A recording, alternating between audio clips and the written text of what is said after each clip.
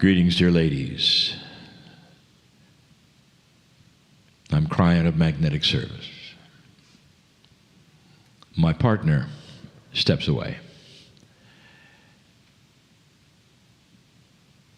Those words simply mean that I know who you are, and that the man in the chair is not privy to what is being said as he normally is. We've said this before, that in these sisterhood channels, these messages are for women. And they're not secret. But the honor is this, that he must listen later. And that you would get them now. And the reason for all of this, including the sisterhood and all that is here, is also an honoring. It's an honoring of the female shamanship that has been lost. The idea, the concept,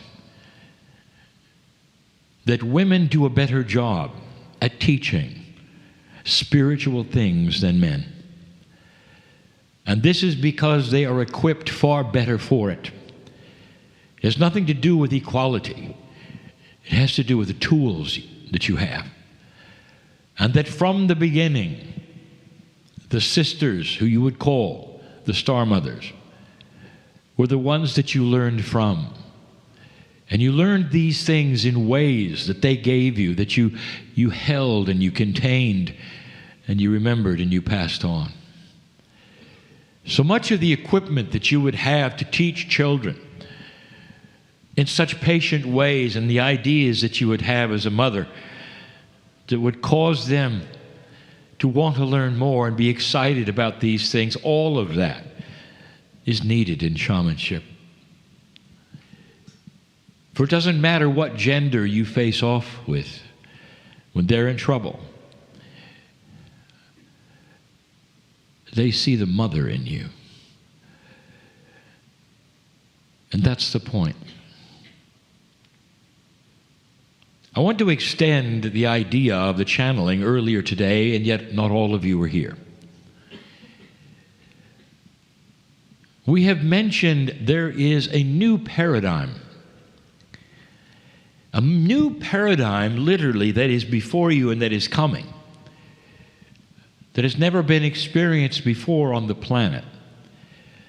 A paradigm of receiving things from Spirit, or your angels, or whatever you want to say, your guides, but an intuitive transfer that you would have that has not been available to that extent before.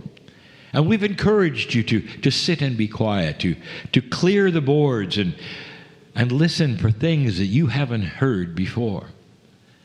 What I did not say in the channel, and that I would say to you, is that all of the ones I would speak to, of all of the ones, the women are the best at this. Because they are the ones who understand more than men to listen to intuition. And that is innate. This comes with being a woman. This is part of that which you tune into when you listen for the cry in the other room. Where you'd be doing things and chores and making conversations, and at the same time there's an intuitive part of you that is glued to the little room or the crib. And so many times, as we've said before, well, you will wander in there because the intuition said you should, and find that the infant needs you. So this exchange is something you would have and you would understand better than anyone else. But did you know that you practiced it? You'd be the only ones. The Lemurians. And in the sisterhood, especially. Let me give you a scenario. Again, one that we have not given before. It's beautiful. This interaction that you had as women in Lemuria with your teachers. The last time I was before you, I gave you a scenario of what it was like for the young women to come and sit before a star mother. Sometimes it was their first encounter, and sometimes a little more. That the star mothers did not teach regularly, that the children of the star mothers did. But there were still times during ceremonies when they sat before those and showed themselves, and there was nothing like it. We told you that it's not a human being. You're sitting before an ascended master. How would you feel if your favorite ascended master decided to sit in front of you right now? Question, do you think you'd feel it? Answer, oh yes. Oh yes. And the ones who would feel it first would be the women, because they've experienced it before. It is written in your Akash. You cannot take certain things away. They're there forever. It's interesting, in Lemuria it was no different than any other society or civilization. There were issues and there were problems. And many times, young women who had passed that point where they were starting to be taught shamanship would have issues. They would be taught one thing, they'd experience another in the tribe, and they would have issues. The same kind of issues that are in every single life experience. Issues with their peers, issues with those who would perhaps make fun of them. That's not very shamanic. But the Lemurian society was like any other. There were shades of free choice and those who did not want to do a good as job as others, just like any other. Those women who were taught shamanship, some would take it seriously, some would simply listen. That's free choice. And then there were the ones who would go out and change the planet later. And so like any other society, there were averages, there were issues, sometimes there were problems. The men were not allowed at those ages to sit alone in front of a star mother, because the star mother would have nothing to say to them which would enhance their lives past what is taught in the tribe in the teaching wheel. But a young Shah woman in training would. The young girls who were learning these things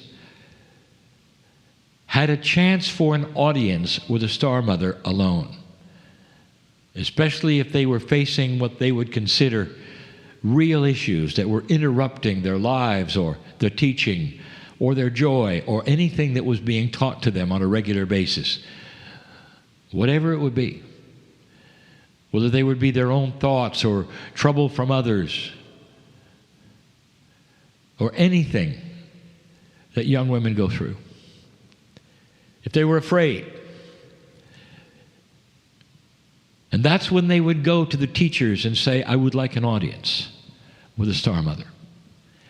The teacher would then analyze whether that was real or not, or whether it could be solved there by the teacher, or whether they needed to sit in front of a star mother. But some of them needed it because of what's to come. So let me tell you what that was like. A one-on-one meeting. The woman, the young lady will come into the room. The star mother will already be there. Now this is no different than we told you before. The star mother does not want to be intimidating to an adult or a child. The star mother